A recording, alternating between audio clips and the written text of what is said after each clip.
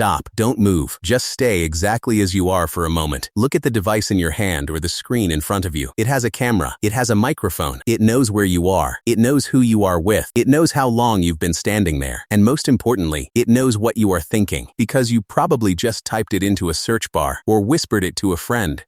Or maybe you just thought about it and an ad appeared on your screen moments later. We live in an age of miracles. We have the sum of human knowledge in our pockets. We can talk to anyone, anywhere, instantly. We feel connected. We feel powerful. We feel like gods walking on earth. But there is a price tag on this power that no one told us about. A price we are paying with our silence, our secrets, and our souls. Tonight, I want to talk about a terrifying concept. It is an old idea, born in the architecture of brutal prisons, that has now become the blueprint of our modern world. We are discussing the death of privacy and the terrifying question, are we already living in a digital prison that we helped build with our own hands? To understand where we are going, we have to look at where we came from. We need to go back to the late 18th century. A philosopher and social theorist named Jeremy Bentham designed a structure that would change the way we think about power. He called it the panopticon. The design was simple, but its implications were profound. It was a circular building with an inspection tower at the center. The prisoners, let's say tenants, lived in cells around the perimeter. Backlights made the prisoners visible to the tower, but blinds made the guard in the tower invisible to the prisoners. The genius of the panopticon wasn't that the guards watched everyone all the time. That would require too many guards, too much effort. The genius was in the uncertainty. The prisoners didn't know if they were being watched at this exact second. Maybe the guard is looking at you right now. Maybe he is sleeping. Maybe he is looking at the person in the next cell.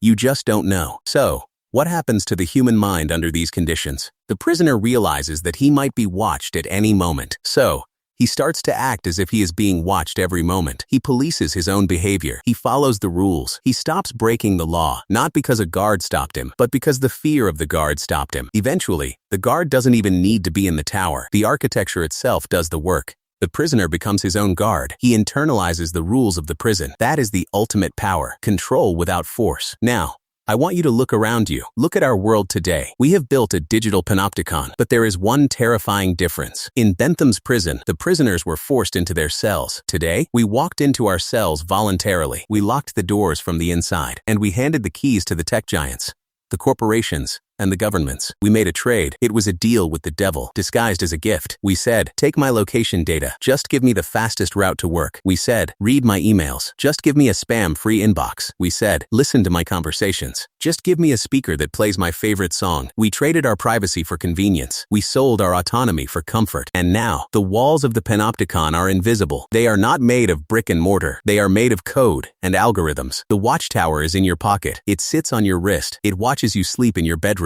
It listens to your dinner table conversations. But who is in the watchtower? That's the question no one wants to ask. In the past, if you wanted to spy on someone, you had to hire a detective. You had to follow them. It was expensive. It was difficult. You could only spy on a few people. Today, surveillance is automated. It is cheap. It is universal. Data brokers companies you have never heard of are buying and selling your life like a commodity. They know your health issues because you searched for symptoms at 3 a.m. They know your financial struggles because you looked at loan calculators. They know your political leanings, your sexual orientation, your deepest insecurities. They build a profile of you so detailed that they might know you better than you know yourself. Have you ever felt the chilling effect? It's a psychological term. When people know they are being watched or might be watched, they change their behavior. They self-censor. Think about it. Would you search for something controversial if you knew your boss might see it? Would you protest against a government policy if you knew your face was being scanned in the crowd? Would you read a banned book if you knew your reading list was being stored on a server? When we stop searching, when we stop questioning, when we stop exploring dangerous ideas, we stop growing. We become good citizens of the panopticon. We become predictable. We become docile. We become products. Social media has accelerated this death of privacy. It has turned us into performers on a stage. We no longer live. We curate. We take photos of our food not to remember the taste, but to prove we were there. We go on vacation not to disconnect, but to upload the evidence of our happiness. We have internalized the gaze of the camera. We are always performing. Even when we are alone, we edit our lives, we filter our faces, we delete the ugly, the sad, and the boring parts. We present a polished version of ourselves to the world, and slowly, we lose touch with the messy, chaotic reality of who we actually are. And let's talk about the permanence of this. In the past, if you made a mistake in your youth, it was forgotten. People moved on. Memories faded. Today, everything is recorded. Every stupid tweet, every embarrassing photo, Every angry comment is stored in the digital vault forever. We are creating a world where forgiveness is impossible because forgetting is impossible. We are denied the right to reinvent ourselves. The past haunts us, not as a ghost, but as a searchable database.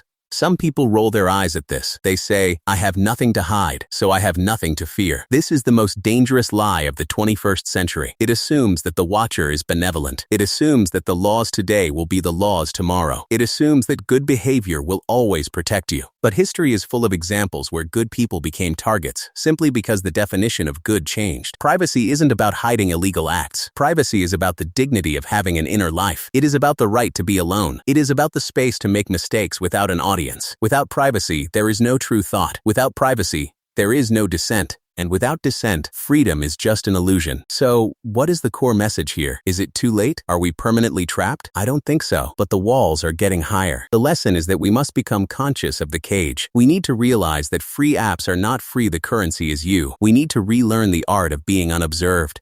We need to have conversations that are not recorded. We need to turn off the phone, cover the camera, and sit in the silence. We need to teach our children that their value is not in their data, but in their humanity. The Panopticon relies on our compliance. It relies on us keeping the camera on. It relies on us accepting the terms and conditions without reading them. The system is powerful, but it is fragile. It feeds on our attention. If we stop giving it our attention, if we stop performing for the invisible audience, the tower begins to crumble. Your life is your own. Your thoughts are your own. Don't let them be packaged and sold to the highest bidder. Don't let them turn your soul into a file on a server. Close the curtains. Turn off the track. Walk away from the feed. Rediscover the radical act of being private. Because in a world where everyone is watching, the only rebellion is to disappear.